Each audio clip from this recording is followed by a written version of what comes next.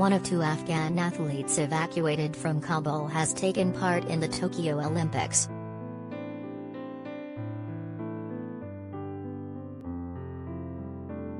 Primarily a sprinter, Hossain Rasouli, 26, made his debut on Tuesday in the long jump T47 class, after arriving too late to compete in his 100 meters event.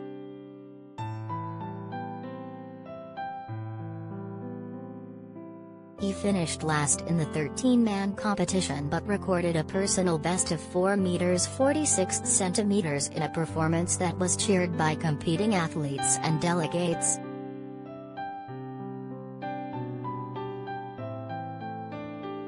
The sprinter, who had his left hand amputated after being wounded by a landmine, declined an offer to take part in the 400 meters, suggesting long jump instead.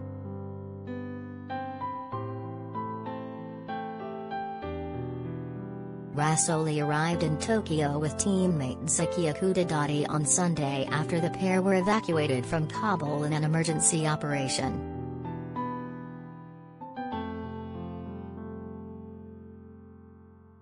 They had been among the thousands of Afghans unable to leave the country after the Taliban recaptured the capital, Kabul, on August 15.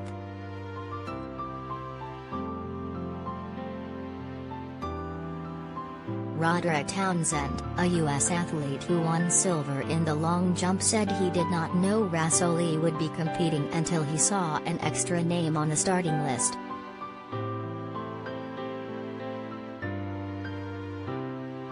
"I saw his name on there. With everything going on right now, I couldn't help but to feel joy for him," the BBC reported Townsend as saying.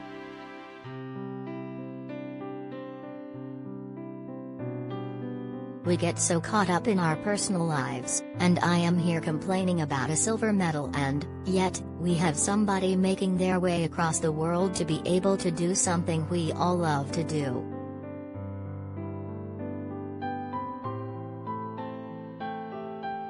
That says so much about what the Paralympic Games really means and what it stands for.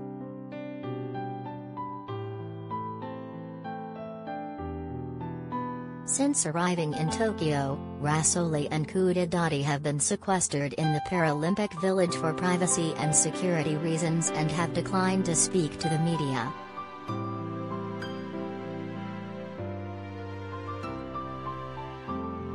Kudadati is set to become the first female Afghan athlete to compete in the Paralympics since 2004, when she challenges in the women's 44-49 kg weight category in Taekwondo on Thursday.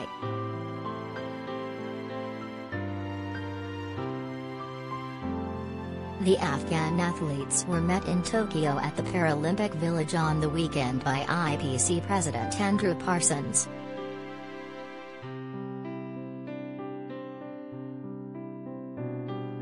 Their arrival came less than 2 weeks after the IPC was informed the Afghan team could not travel to Tokyo, a move, Parsons said, that broke the hearts of all involved in the Paralympic movement and left both athletes devastated.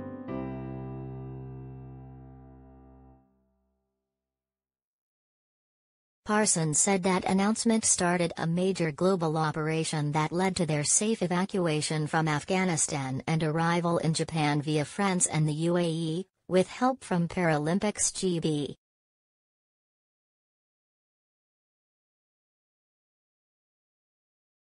The athletes were able to enter Kabul airport with the help of the Australian military using a shared GPS position to guide them in remotely, Alison Battison, founder of Human Rights for All, who was involved in the process, told the New York Times.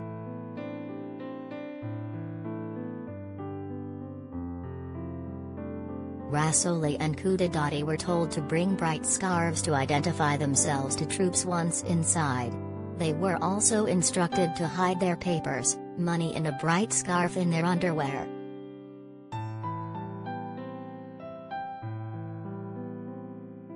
Then when you pass through Taliban checkpoints, bring out your scarf and wave it like crazy, Battison said.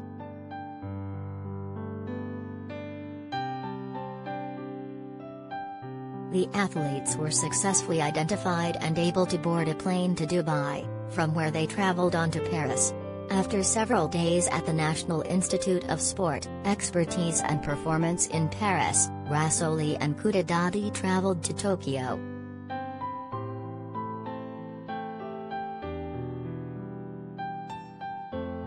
Rasouli had just 90 minutes to practice on Monday night before entering the T47 category. Cuba's Robiel Sol Cervantes took gold, jumping 7 meters 46 centimeters.